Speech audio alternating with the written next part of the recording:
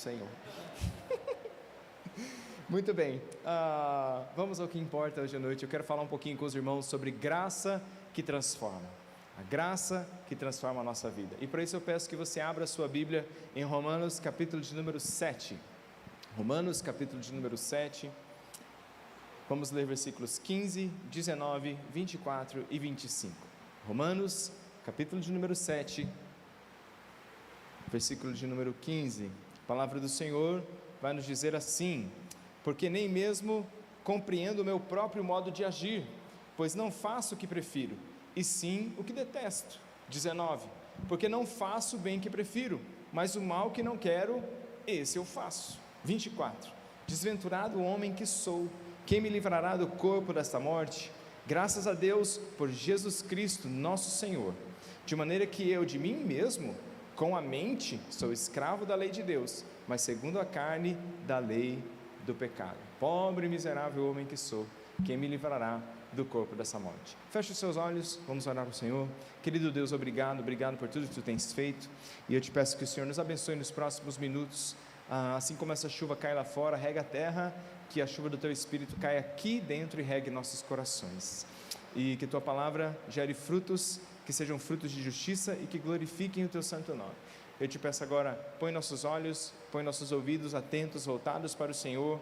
Esta é a minha oração em nome de Jesus, amém e amém. Meus queridos irmãos, esse é o ano da transformação, é sobre isso que nós temos falado, e você vai ouvir muito a gente pregando sobre transformação, sobre mudança de vida. Eu estava lendo uma pesquisa esses dias, né? A gente ainda está reverberando o começo do ano, e o pessoal faz algumas pesquisas, e essa pesquisa dizia que as pessoas tendem a fazer votos de mudança no começo do ano. Por exemplo, talvez se eu perguntasse aqui, quem aqui pôs aí um alvo para mudar alguma coisa esse ano? Você fez algum alvo esse ano, irmão?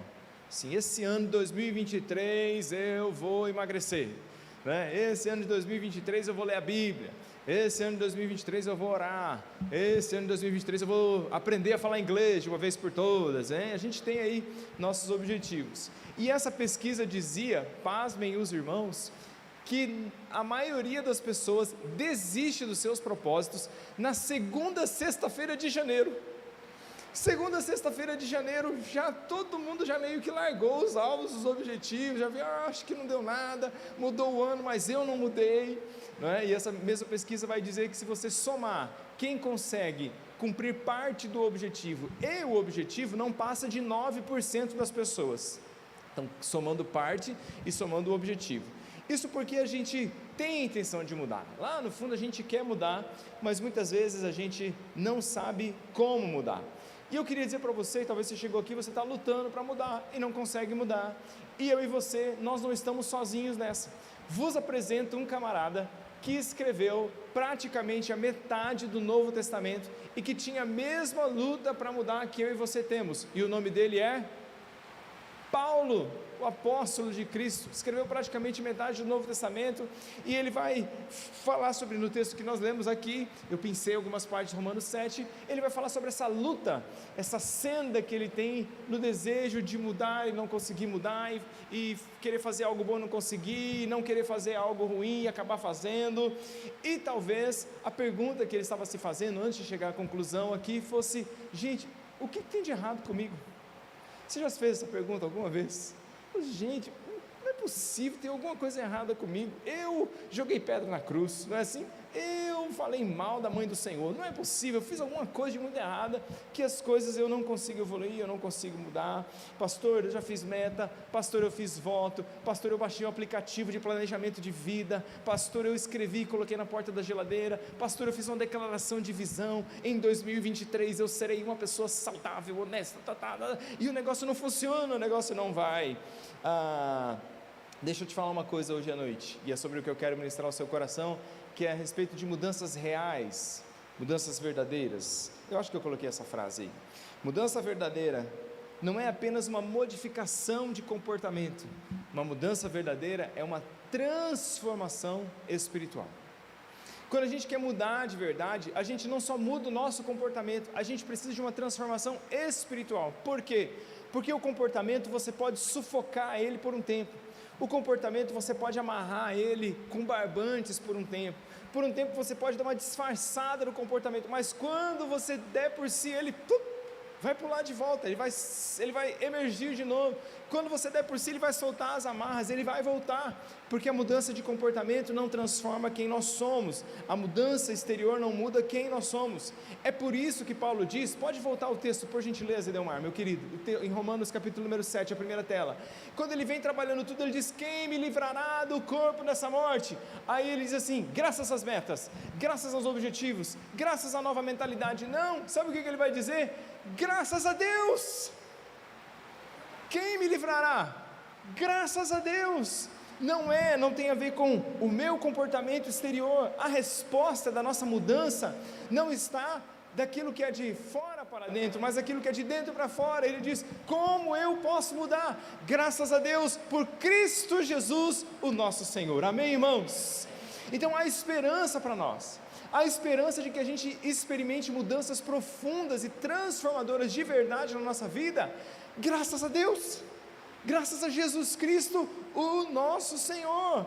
Então não é uma modificação de comportamento, é uma transformação espiritual. Deixa eu ilustrar isso aqui para você, de uma maneira que as irmãs não vão gostar, mas é mais ou menos assim, mudar de fora para dentro. Você tem cabelo preto e enrolado, por falar nisso, minha sogra estava mostrando fotos da família esses dias para uma amiga dela, que fazia tempo que ela não via a nossa família, falou, essa aqui é a família da minha filha e tal, aí ela viu que estava todo mundo, ela falou assim, o seu genro não era pastor? Ela falou assim, mas ele continua. Ela disse assim, com esse cabelo? Mano, isso aqui é um projeto, deixa eu, né? O que vai virar eu não sei, mas é um projeto, né? É um projeto de mudança, estou no meio do caminho, calma. Muito bem, eu ainda vou alisar, estou brincando.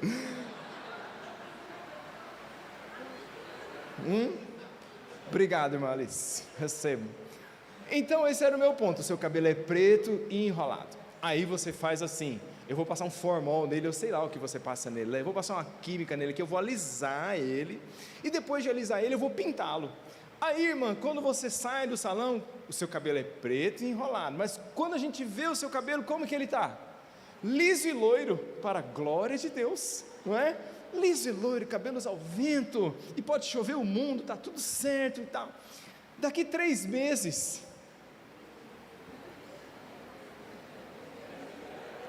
tchadã! Por quê, irmãos?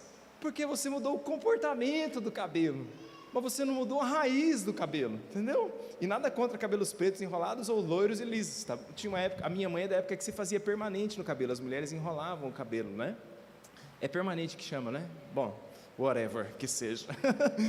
Então, não adianta, a gente pode focar no comportamento, mas o comportamento demanda uma supervisão eterna, porque eu não consigo mudar a raiz. Só muda de uma vez por todas quando a gente muda de dentro para fora. De fora para dentro a gente não consegue mudar nada definitivamente. E aí tem um livro muito legal do Jerry Bridges, eu recomendo que você leia esse livro, chamado Crescimento Espiritual. E quando ele vai falar de mudança, ele diz que nós temos pelo menos 3 perspectivas a respeito do que seja mudança na nossa vida. Ele vai falar que nós enxergamos mudança assim. A primeira perspectiva é Deus, depois eu. Então é assim, Deus me salva, Deus vai lá, me salva, me coloca na família da fé, diz agora você é meu filho, eu te amei, eu te resgatei, eu mudei a sua vida, eu mudei a sua história, boa sorte, o resto é com você. Então Deus me traz para a fé, e agora se eu quiser mudar, se eu quiser que haja algum tipo de transformação na minha vida, é comigo, é pelos meus esforços, é pelo meu empenho, é pela minha força. Então é por isso que a gente ouve volta e meia as pessoas dizendo assim, pastor, eu estou tentando ser mais atencioso, eu estou tentando não xingar, caramba, eu estou tentando ser mais paciente, eu estou tentando ler a Bíblia. Então a gente é aquele tipo de pessoa que sempre centra as coisas na sua força de vontade. Aí ele diz, há uma segunda visão, se a primeira é Deus, depois eu, a segunda é Deus e não eu. Então é tudo com Deus, pastor, está nas mãos do Senhor, já está tudo pré-determinado, já está tudo escrito. Então assim, se Deus me fez assim, é porque eu era para ser assim mesmo. Se fosse para eu ser paciente, Deus não tinha me feito pavio curto. Já ouviu essa história? Se fosse para eu ser de outro jeito, Deus já tinha me feito assim. Então, se Deus quiser, Ele me muda. Se Deus não quiser, Ele não me muda. E quem quiser que me aceite desse jeito, eu sou assim mesmo. Então, Deus, depois eu, Deus e não eu. E aí fala, é aquele tipo de mentalidade. Quando eu falo Deus e não eu quero me aproximar de Deus. Tá, você quer se aproximar de Deus, mas e daí? O que você está fazendo? Você não lê a sua Bíblia desde 1998, né? Você, desde o Covid que você não voltou para a igreja ainda, e aí você fala que você quer estar mais próximo de Deus. Não é assim que funciona. E aí ele vai dizer que tem uma terceira mentalidade, que é Deus através de mim. E é assim que a gente muda de fato. Se as duas outras visões anteriores estão erradas, que é Deus, depois eu, Deus e não eu, mudança de verdade, mudança que transforma a nossa vida, é Deus através de mim. Por quê, irmãos? Porque toda mudança significativa e verdadeira não é uma mudança de comportamento, é uma transformação espiritual, e uma transformação espiritual acontece Deus através de mim. Paulo reconhece esse princípio, ele está dizendo, eu não consigo mudar, o bem que eu quero, esse eu não faço, o mal que eu não quero, esse eu faço, mas não é aí que acaba a história, irmão. Tem gente que lê esse texto e fala assim, tá vendo, nem Paulo conseguia, que dirá eu, pobre, miserável, pecador que sou? Não, Paulo conclui o raciocínio, ele diz, eu não consigo fazer o bem, eu não consigo evitar o mal, mas graças a Deus, por Jesus Cristo, porque Ele pode através de mim. É isso que ele está dizendo para nós, Deus através de mim pode fazer algo. Olha o que diz a palavra do Senhor, em 1 Coríntios, capítulo número 15, versículos 9 e 10, esse texto é extraordinário, diz assim a palavra do Senhor, porque eu sou o menor dos apóstolos, que mesmo não sou digno de ser chamado apóstolo, pois persegui a igreja de Deus, mas pela graça de Deus, sou o que sou. E a sua graça que me foi concedida não se tornou vã, antes trabalhei muito mais do que todos eles, todavia não eu, mas a graça de Deus comigo. Repita comigo por gentileza, pela graça de Deus, sou o que sou. Pela graça de Deus, olha que mistério fantástico Paulo está nos revelando, Deus faz através de mim. E como que Deus faz através de mim? Quando a gente entende que a mesma graça que nos salva, é a graça que nos transforma, a graça que nos salva, é a graça que nos transforma, pela graça eu sou o que sou. Agora, ele está dizendo, eu trabalhei duro, eu não era digno de ser chamado apóstolo, eu sei as coisas erradas que eu fiz, eu persegui a igreja do Senhor, mas pela graça eu sou o que sou, só que eu trouxe tudo de mim, eu trabalhei duro, eu plantei igreja, eu corri, eu fui picado por serpente, eu fui açoitado, meus barcos naufragaram, aliás, todo barco que Paulo pegava, naufragava. Paulo era um péssimo companheiro de viagem, nunca faça um cruzeiro com Paulo, né? Então sempre afundava o navio de Paulo, eu apanhei, eu fui jogado cesto acima, eu fui deixado para morrer, serpentes me picaram, eu fiz tudo o que eu podia, e Deus por sua graça fez através de mim. Então é Deus através de mim, e pela graça é que eu sou aquilo que eu sou, porque a mesma graça que te salvou, é a graça que te transforma, a mesma graça que nos tira do inferno, é a graça que nos faz cada dia sermos mais cidadãos dos céus. Então mudança de verdade não é Deus e depois você, mudança de verdade não é Deus e não você, mudança de verdade é Deus através de você. Aí você fala, beleza pastor, amanhã é segunda-feira, amanhã a vida é ao vivo, se bem que amanhã é feriado, né? Mas quarta-feira a vida começa a rodar, e daí? O que eu faço quando eu tenho vontade de xingar o meu chefe? O que eu faço quando eu estou tão pé da vida que eu tenho vontade de pegar um refém e pedir resgate? O que eu faço? Como que isso funciona na prática? Como que essas coisas acontecem? Então eu queria falar um negócio para você, presta atenção porque é um raciocínio profundo. Para que uma mudança seja espiritual, ela tem que ser espiritual. Para que uma mudança seja espiritual, ela tem que ser espiritual. Aí o Jerry Bridges vai dizer assim no livro, olhe para as áreas da sua vida e adicione um porquê e um como espiritual. Irmãos, sabe por quê? Porque a gente tem uma tendência às vezes de traçar uma linha que separa a fé da vida. Não, fé é pequeno grupo, culto, reunião de oração. Aí vida é trabalho, tal. E o evangelho não é isso, a graça não é isso, é o que a gente chama da graça holística, o evangelho holístico, aquele que toma conta de todo o nosso ser. Tudo que você fizer na sua vida tem a ver com o evangelho.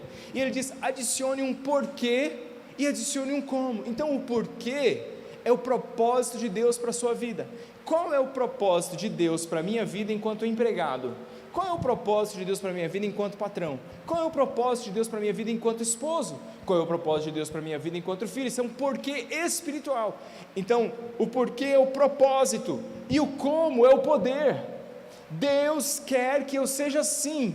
E como Ele vai fazer isso na minha vida? Então, propósito e poder. Aí você tem o seu propósito de emagrecer, e aí você fala assim, eu quero emagrecer porque eu estou cansado de ser cheinho. É um ótimo propósito, beleza. Ou eu quero emagrecer porque vai ter reunião dos formandos da turma de 1952, e eu quero estar lá, e eu quero que eles vejam que eu estou slim, que eu estou em forma, não é assim? Beleza, é um bom propósito. Vai fazer igual um amigo meu que, na época de seminário ainda, ele ia casar, ele era meio cheinho, para não dizer bem cheinho, né?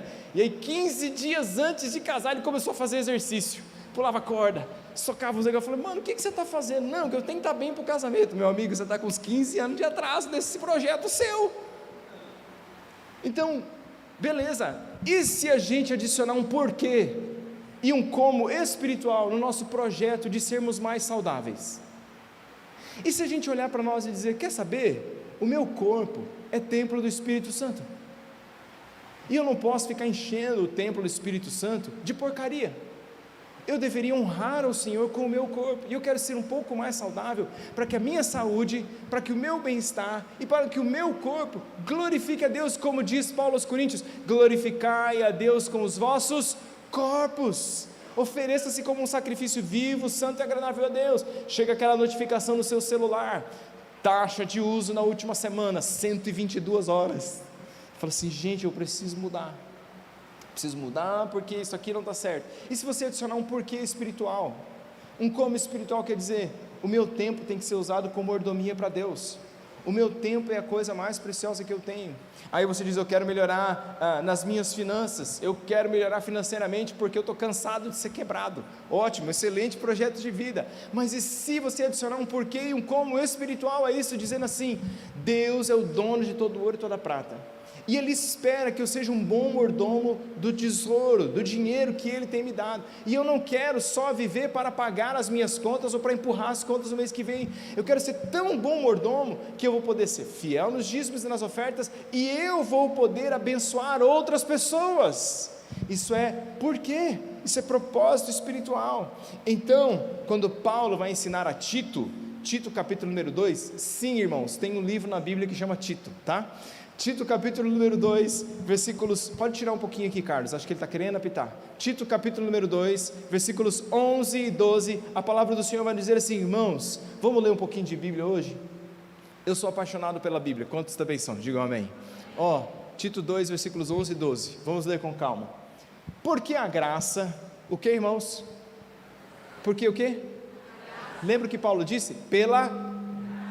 Eu sou o que sou, a graça em mim não se tornou vã, porque a graça de Deus se manifestou, trazendo salvação a todos. Até aqui a gente sabe, Efésios capítulo número 2, vós sois salvos isso não vem de vós, é dom de Deus. Mas Paulo diz, não, para aí, a graça de Deus se manifestou, trazendo salvação a todos, e ela quem? A graça nos educa, para que renegadas a impiedade e as paixões mundanas, vivamos neste mundo de forma sensata, justa e piedosa. Paulo está dizendo, a graça começou uma obra na sua vida, ela te arrancou do reino das trevas e te colocou no reino do Filho do amor de Deus. Mas não é só isso, agora a graça que vai te educar, agora é graça que vai moldar o seu coração, agora é graça que vai transformar você. Nós vivemos em dias que nós temos duas grandes distorções a respeito da graça.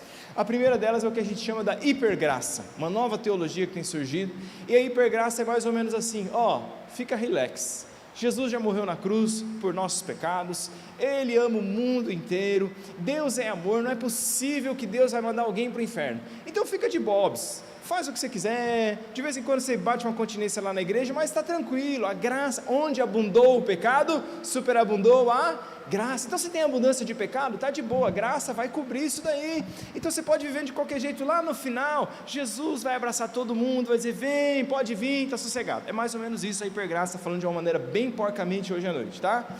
Então nós temos esse lado, esse é o extremo da liberalidade, na teologia a gente chama isso do liberalismo teológico. E nós temos uma outra distorção da graça, eu vou chamar ela de desgraça, que é um lugar onde não tem graça nenhuma. O que é isso? Esse aqui nós estamos na região do liberalismo, aqui nós estamos na região do legalismo. Nada pode, nada está certo. Você tem que cumprir uma cartilha, um código de ética, fazer isso, aquilo outro, um monte de coisa, veste assim, não veste aquilo outro, não come não sei o que lá, e aqui, se você fizer esse monte de ritos, esse monte de coisa, pode ser que Deus se agrade de você um dia. Então a gente tem essas duas distorções. Paulo e a Bíblia nos deixam claro que nenhum desses dois caminhos é o caminho do Evangelho, porque graça, irmãos, a gente conhece bem a definição teológica, graça é o favor imerecido de Deus, já ouviu isso? Só que graça também é a capacidade de Deus em nós.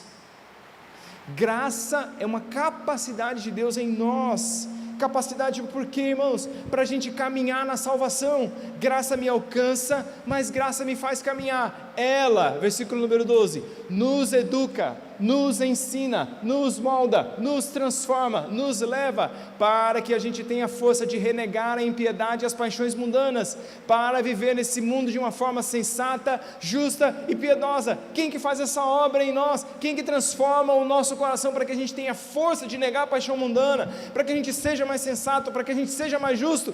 A graça de Deus. Pela graça eu sou o que eu sou, pela graça. Então deixa eu falar isso para você, a graça, a mesma graça que livra o homem do pecado, é a graça que dá força para o homem ficar longe dele, é a mesma graça. A graça não é um consolo para quem não consegue vencer o pecado, a graça é poder para que você pare de pecar. Entende isso que eu estou falando para você hoje à noite? A graça não é o cúmplice do pecado, a graça é o antídoto contra o pecado.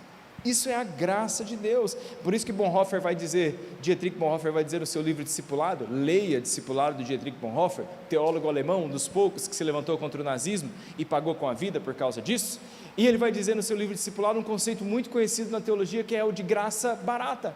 Então ele vai dizer, se para a sua graça não existe transformação de vida, então ela não é uma graça barata, ela não é uma graça eficaz, porque aonde há graça, há mudança, aonde há graça, há cruz, aonde há graça, é discipulado, aonde há graça, há transformação, porque a graça nos transforma.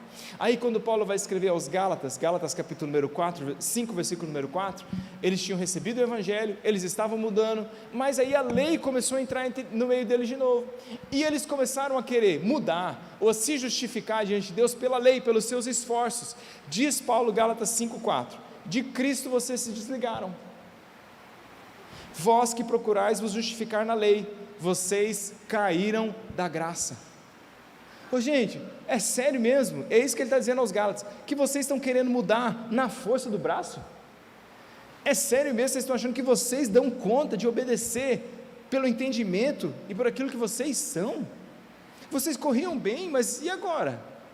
Porque a gente não muda pela nossa força só, a gente muda pela graça. A gente só consegue ser transformado de verdade pela graça de Deus. É por isso que nesse mesmo livro Discipulado, o Bonhoeffer vai dizer que a graça é de alguma forma essa constante ideia de voltar para o cerne do Evangelho. Ele diz que a gente tem essa tendência de sair do centro, sair do eixo, de distorcendo o que é o Evangelho em nós, e é a graça quem nos puxa para o centro de novo, é a graça que nos coloca de volta àquilo que o Evangelho é de fato. Olha o que a Bíblia diz em Hebreus 4, versículo número 16, a palavra do Senhor nos diz assim: portanto, aproximemo-nos do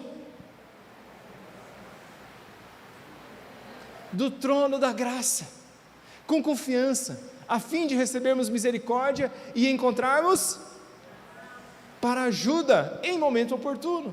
Então aqui a gente tem a gente tem um paradoxo nessa figura que Paulo está traçando aos Hebreus. Paulo não, o autor de Hebreus. Eu acho que é Paulo, a maioria das pessoas acha que foi, alguns acham que não foi, mas tudo bem. O autor de Hebreus vai dizer: nos aproximemos do trono da graça. E aqui a gente tem um paradoxo, por quê? Porque trono é julgamento.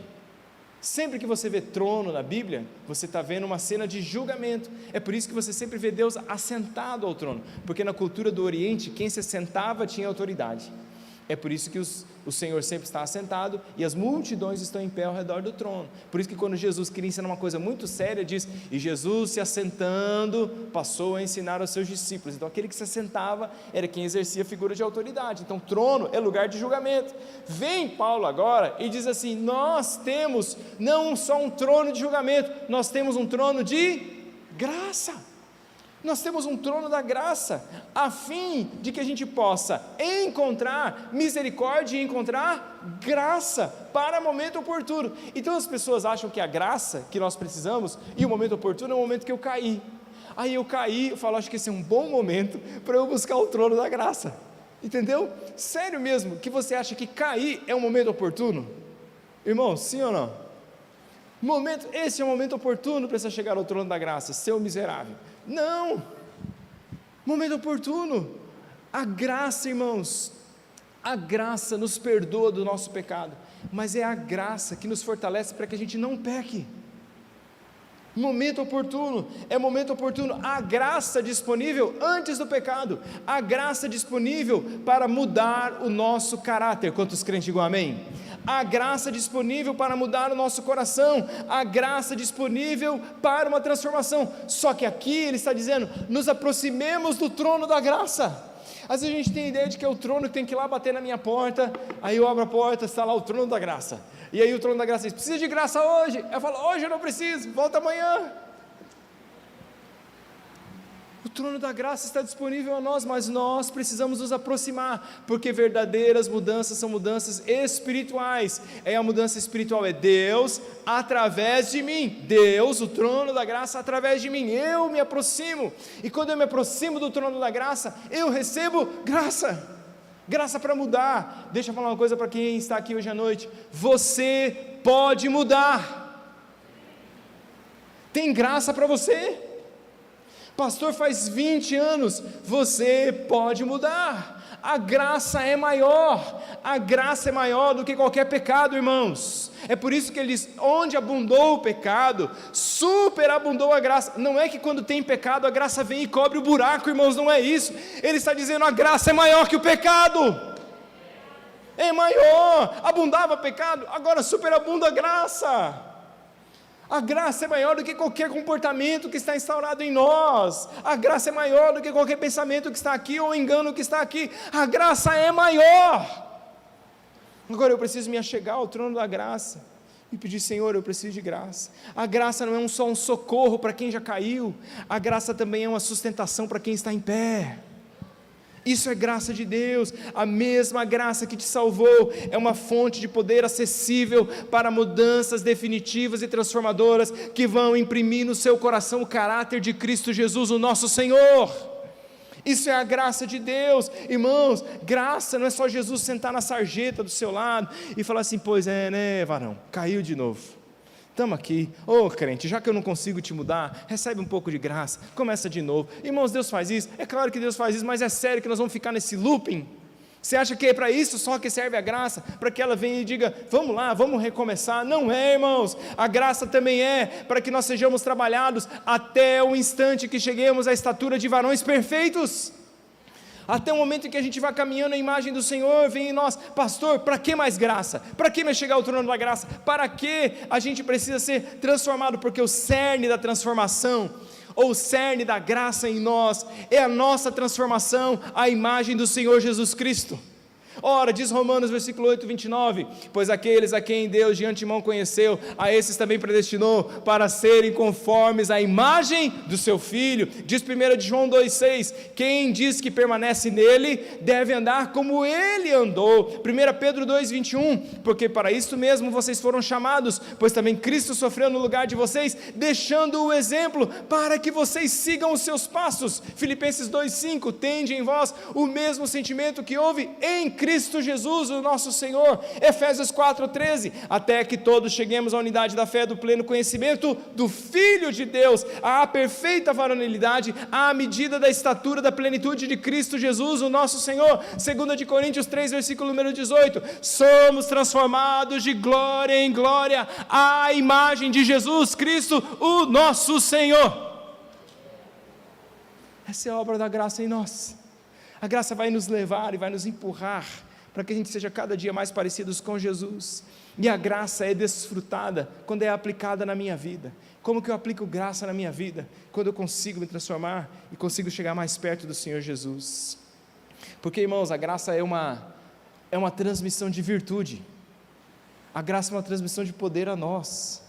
A graça se revela, ela nos educa e ela nos capacita a viver uma vida transformada. Aí alguém diria assim, mas por que transformação, pastor? Já está bom assim? Já está bom desse jeito? Deixa eu falar uma coisa para você. Tem uma coisa que eu e você temos em comum aqui. Nós somos pecadores. O salário do pecado é a morte. Se a morte para nós é porque nós pecamos. Pecamos, todos pecaram, diz a Bíblia, e carecem da glória do Senhor. Irmãos, as pessoas às vezes esquecem isso porque não se prega mais isso hoje. O pecado não nos arranhou. Não é que a gente fala assim, o pecado, aí a gente passa um band-aid, está resolvido, entendeu? O pecado chegou na minha vida, ficou essa cicatrizinha assim. Irmãos, o pecado é o seguinte, é mais ou menos assim, você coloca um bolo na BR, e aí você coloca uma Scania, assim um caminhão bitrem, e fala, passa por cima do bolo, entendeu? E aí não satisfeito, você passa de novo. O que sobrar daquilo ali, somos eu e você depois do pecado. Ficou clara a minha ilustração? Pega um bolo, coloca uma dinamite dentro dele e faz assim, bum, pedaço para todo lado, você só vai encontrar fragmentos, mas nunca mais você vai encontrar aquilo que era de verdade. Às vezes a gente acha que o pecado só fez uma maculazinha na gente. Irmãos, o pecado acabou com a gente. O pecado nos tirou do jardim, o pecado nos tirou acesso a Deus. No pecado nós começamos a mentir. Ninguém precisa ensinar uma criança a ser dissimulada. Ela é uma pecadorzinha. É um pecadorzinho. Já nasce assim. A gente aprendeu a ser dissimulado, a gente aprendeu a ser adúltero, a gente aprendeu a fazer as piores atrocidades, a maldade se instaurou no nosso coração, nós fomos estragados por completo pelo pecado, nós herdamos isso do nosso primeiro pai, do nosso pai Adão. Eu vejo às vezes o pessoal entrando nessas piras, nesses congressos aí que parece uma regressão gospel, né? De o cara buscar de onde que veio essa maldição que está na sua vida, e ele começa, foi do meu pai, foi da minha mãe, foi da minha bisavó, da minha trisavó. Gente, corta o caminho, vai em Adão. Foi você, né, seu miserável? Daqui, a raiz de todos os meus males é Adão, irmãos. Foi com ele que começou essa desgraceira na nossa vida. É simples assim para a gente achar. Só que a boa notícia que eu tenho para você é o seguinte: não existe um Adão só na Bíblia. A Bíblia diz que existe um segundo Adão. O primeiro Adão é um homem carnal, está debaixo da lei. O segundo Adão é um homem espiritual, está debaixo da graça. Olha o que Paulo vai dizer em 1 Coríntios 45 e 49. Pode colocar. Irmãos, esse texto é extraordinário. Pois assim está escrito, o primeiro Adão, homem Adão, foi feito alma vivente. O último Adão, quem é o último Adão, irmãos? Jesus Cristo. Porém, ele é espírito vivificante, aleluia, aleluia. Mas não é primeiro o espiritual, e sim o natural, depois o espiritual. O primeiro homem, formado da terra, é terreno, o segundo homem é do céu. Como foi o primeiro homem o terreno, tais são também os demais homens terrenos, e como é o homem celestial, também os celestiais. E assim como trouxemos a imagem do que é terreno, devemos também trazer a imagem daquele que é celestial. O primeiro Adão nos escravizou ao pecado, o segundo Adão nos libertou do pecado e nos deu graça para a gente vencer e ser transformado. Eu trago essa natureza dentro de mim, vou fazer o quê? Eu nasci de novo, mas eu ainda lido com a minha natureza pecaminosa, o seu espírito nasceu de novo, só que você lida com as duas naturezas, você tem a natureza da carne. É por isso que Paulo vai dizer depois, vivifiquem o espírito, fazei morrer as obras da carne, revistam-se do novo homem. A gente recebe poder para agora ser transformado de fato. Na primeira cena da nossa vida nós temos Adão, miserável, pecador, um traíra, era para a gente estar no jardim até hoje. E a gente nasce à imagem dele, porque essa é a ordem da criação, irmãos. Cada um se reproduz conforme a sua espécie. E Adão, o pecador, começa a reproduzir espécies de pecadores. Todos nós vimos dele. Então a gente nasce aqui, coladinho em Adão.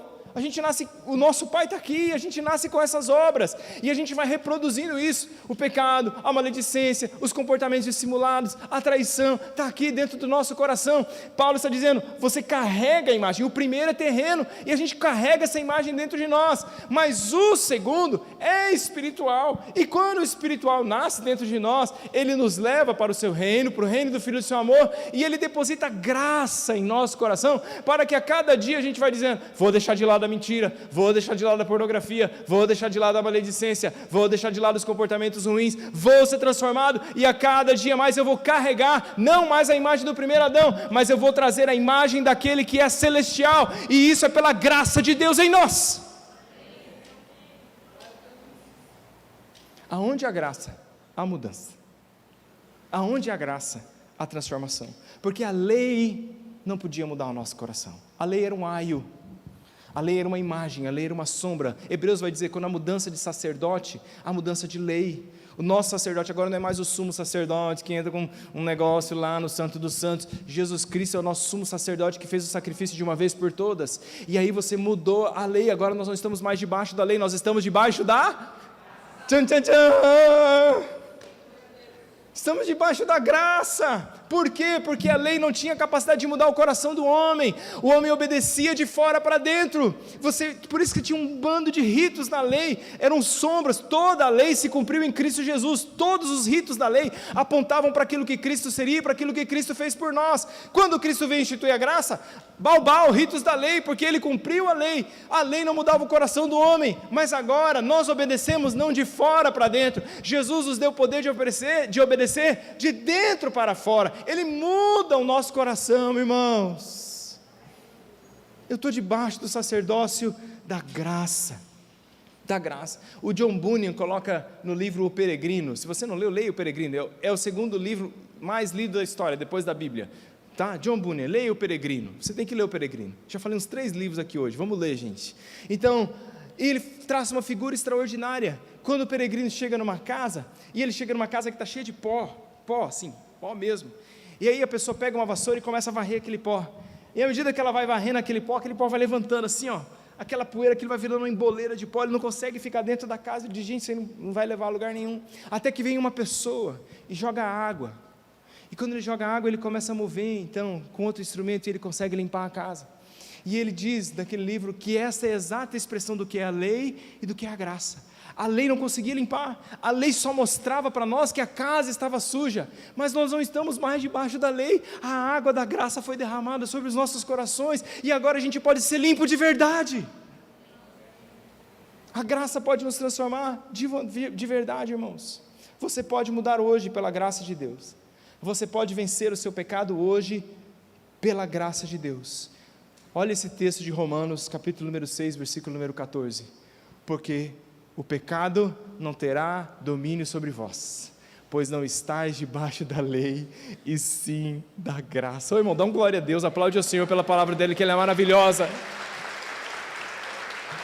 O pecado não terá domínio sobre vós, porque vocês não estão debaixo da lei, mas debaixo da graça. Paulo instruiu a Timóteo em 2 Timóteo capítulo número 2, versículo número 1, tu, pois, filho meu, fortifica-te da graça. E eu queria dizer a todos que estão aqui hoje à noite, homens que lutam contra a pornografia, fortifique-se na graça de Deus. Mulheres que têm lutas constantes na sua história, fortifique-se na graça de Deus. Os jovens que não estão no retiro, estão por aqui hoje, que têm as suas taras, as suas manias, os seus problemas, fortifique-se na graça de Deus. O casal que está aqui por um fio, está para se romper o último fio de prata, fortifiquem-se e agarrem-se na graça de Deus.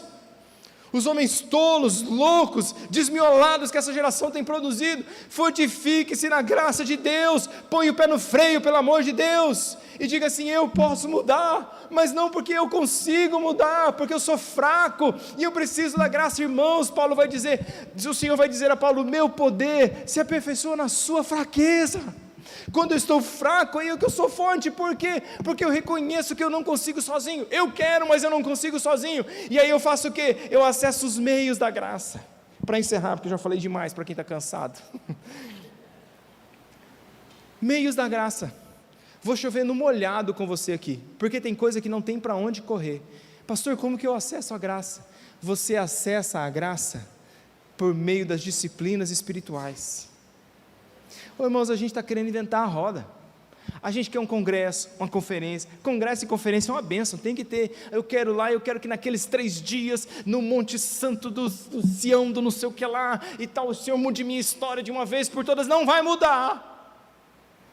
Porque a gente está inventando um cristianismo que não existe. Se você ler a história de todos os grandes homens e mulheres, os grandes homens e mulheres da história da fé, eles tinham uma coisa em comum: eles eram gente que tinha disciplina espiritual, eles eram gente que orava, oração, eles liam a Bíblia, eles meditavam na palavra, eles estudavam a palavra, eles eram pessoas que adoravam o Senhor, eles eram pessoas que jejuavam. Disciplina espiritual são os meios pelos quais a gente acessa a graça de Deus. Pastor, eu não consigo mudar. Eu te pergunto de verdade, vamos ser honestos, vamos abrir o confessionário. Você ora? Você lê a Bíblia? Sério mesmo? Não vai mudar, porque não há meio para a graça se derramar sobre sua vida.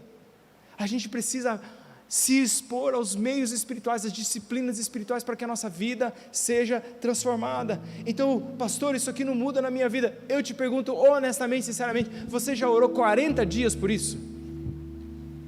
Senhor, eu estou aqui de novo, me muda, Senhor. Desculpa a linguagem, eu sou um cavalo, eu não consigo tratar bem a minha esposa. Você já orou 40 dias por isso?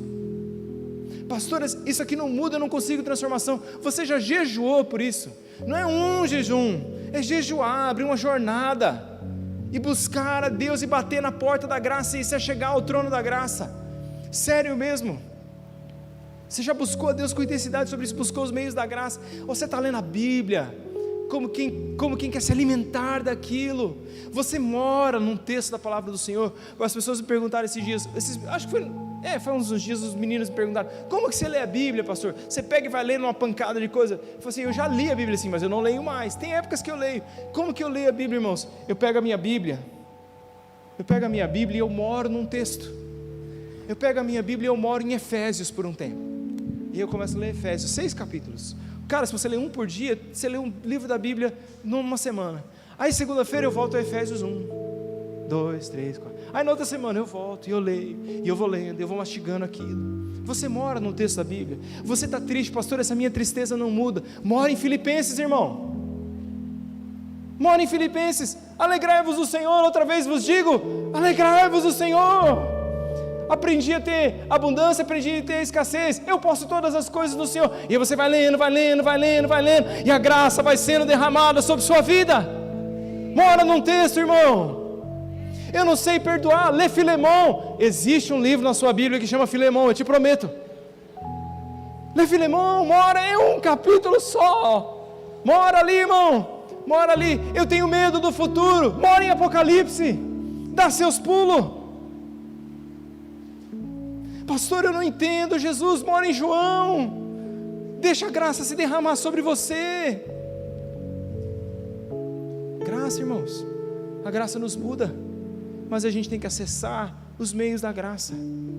Vamos orar mais, tá? Vamos jejuar mais.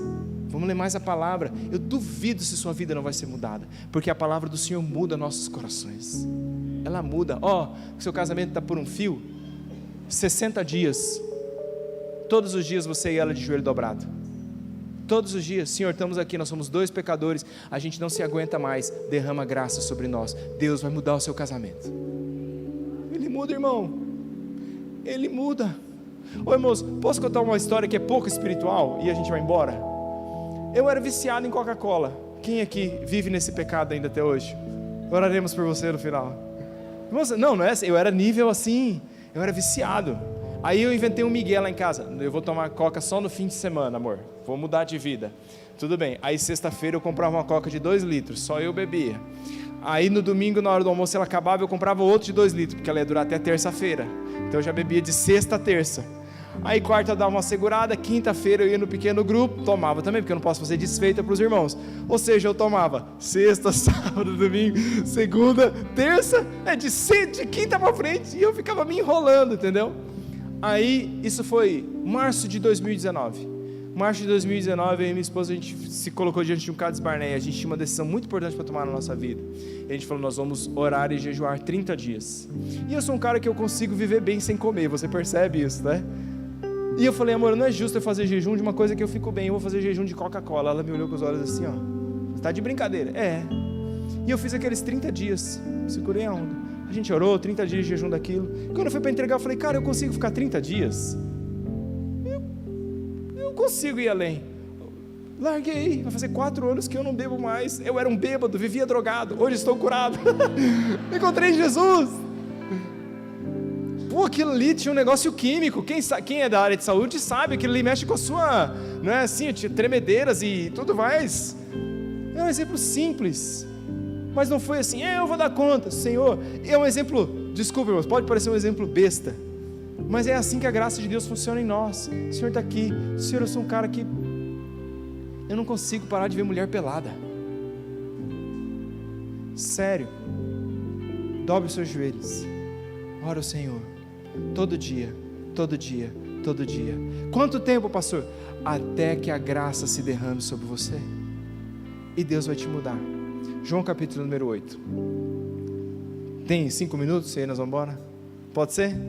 João capítulo número 8, João capítulo número 8, eles chegam para Jesus com uma mulher adúltera, e aí eles chegam para o Senhor, e eles dizem, Senhor, pegamos essa mulher em adultério. Então eu leio essa história e eu sempre fico desconfiado, porque trouxeram a mulher. Se eu sou Jesus, qual que era a próxima pergunta que eu faria? Cadê o cabra? Cadê o homem? Por que só a mulher? Tudo bem, Senhor, pegamos ela adultério. Segunda pergunta que eu faria assim, gente, vocês não tem mais nada para fazer da vida? Quem que fica espiando na janela dos outros para ver se está tendo adultério ou não? Tudo bem, uma cara de cilada, uma cara de coisa armada para pegar Jesus num contrapé, não que o fato não tivesse acontecido, mas uma cara de armar o fato para pegar Jesus no contrapé teológico. E aí ele chega assim, a lei de Moisés, o que, irmãos? A lei de Moisés diz que ela tem que morrer na pedra. E aí Jesus, irmãos, essa é uma das cenas mais extraordinárias sobre a graça que transforma vidas. Jesus, a Bíblia diz que ele se inclina na areia. É a única vez que a gente vê na Bíblia falando que Jesus escreveu alguma coisa. E aí Jesus começa a escrever. A maioria dos comentaristas, dos teólogos vão dizer que Jesus muito provavelmente começou a escrever os pecados de quem estava acusando.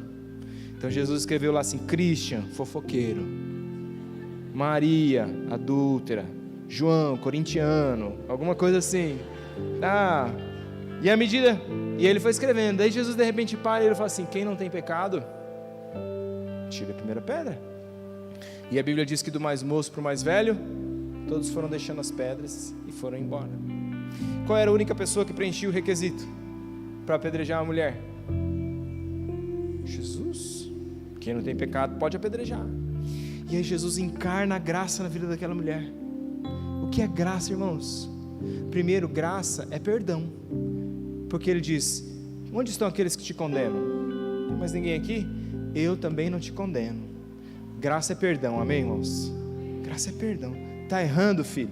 Você chegou aqui hoje, nesse domingo de carnaval, a vida toda torta, a vida toda suja. O Senhor Jesus está dizendo, eu te perdoo, eu te perdoo. Graça é perdão, graça é liberdade, porque ele diz, vai. Irmãos, graça não é prisão, irmãos, graça é liberdade, amém? Graça é liberdade, eu sou livre, Jesus me fez livre. Mas graça também é um poder que transforma. Eu não te condeno, vai e não peque mais. Isso é graça. Graça que perdoa, graça que liberta, graça que dá poder para a gente ser transformado de uma vez por todas. Jesus pode começar uma história nova na sua vida hoje. Hoje, o trono da graça está disponível a todos nós. Dê uma glória a Deus, dê um aplauso ao Senhor. Fique em pé no seu lugar. Você pode fechar os seus olhos e pôr as mãos sobre o seu coração? Esquece um pouquinho de quem está do seu lado. Você e Deus.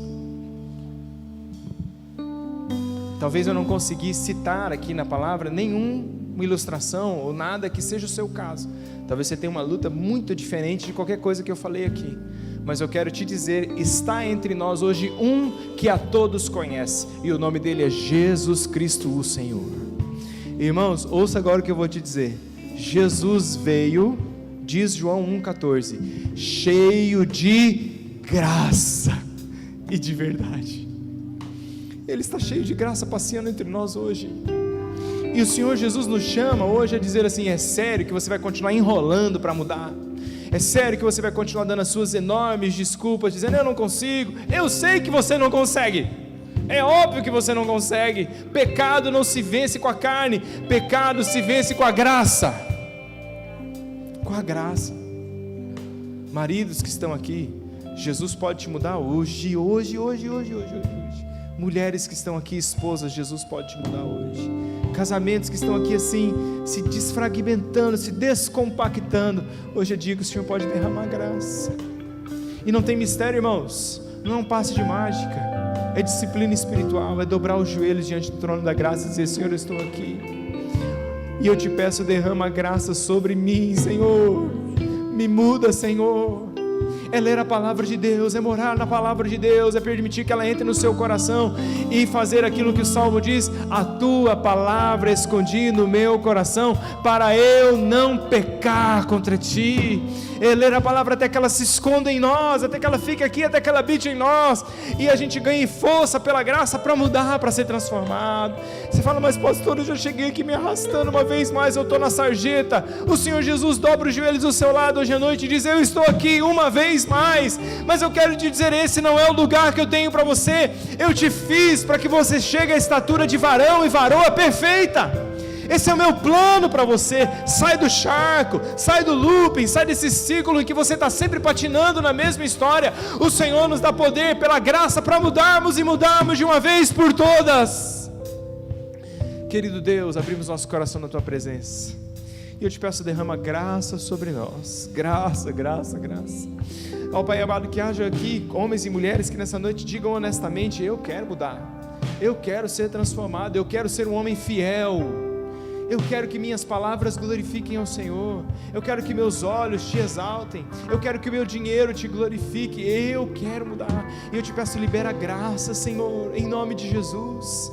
Que cada um de nós possa aqui, se está lutando contra um pecado que a gente acha que é o fim das nossas forças, Romanos nos diz: eu não estou debaixo do pecado, eu posso vencer o pecado não terá domínio sobre mim, porque a lei já foi, agora eu estou debaixo da graça de Deus. Tanto uma geração que não está mais patinando, que não está mais, ó Pai amado, com o dedo de Satanás em riste sobre o seu nariz, dizendo: de novo, viu, eu te falei que não ia dar certo. Não é sobre nossa força, não é sobre a nossa violência, mas é pelo Espírito de Deus, diz o Senhor. E o Senhor põe homens e mulheres aqui numa nova estrada uma vez mais. Levanta aqui gente que sai daqui hoje dizendo: eu vou orar todo santo dia, e Deus vai mudar a minha vida. Eu vou ler a palavra, eu vou ler a palavra, eu vou ler a palavra, eu vou ler a palavra, e ela vai mudar meu coração. Eu vou jejuar, eu vou me consagrar ao Senhor por um propósito, por uma causa. Eu vou levantar uma bandeira de clamor ao Senhor, e Deus vai mudar a minha vida, porque fiel é o Senhor. O Deus que mudou é o Deus que muda. A graça que te salvou é a graça que te transforma. Derrama nessa noite, Senhor, um fio de esperança sobre nós, dizer: Deus ainda não desistiu, e eu também não posso desistir. Deus ainda está trabalhando, e eu posso também continuar trabalhando. Muda, Senhor, histórias, muda destinos, muda corações essa noite. É assim que nós oramos, em nome do nosso Senhor e Salvador Jesus Cristo. E o povo de Deus diz: amém. Dê um aplauso ao nome do Senhor Jesus Cristo. Vamos levantar nossas mãos, vamos cantar como um farol.